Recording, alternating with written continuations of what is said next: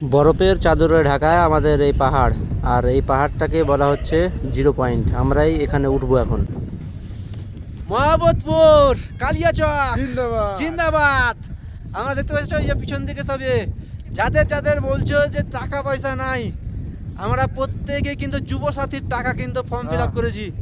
3000 টাকা করে কিন্তু দেওয়া হচ্ছে।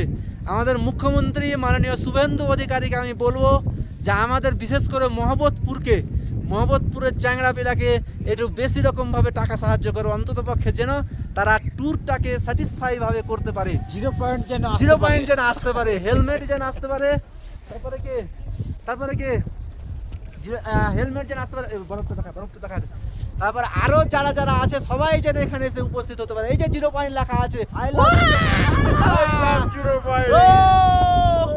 দারুন দারুন। তোরা শুধু ধরাটাই পড়ে থাক, সবটি ধরাটাই পড়ে থাক, বুঝলি?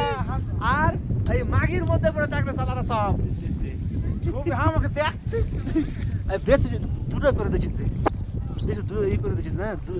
বরফের উপর শুয়ে এরকম আনন্দ কতজন নিতে পারে ভাই?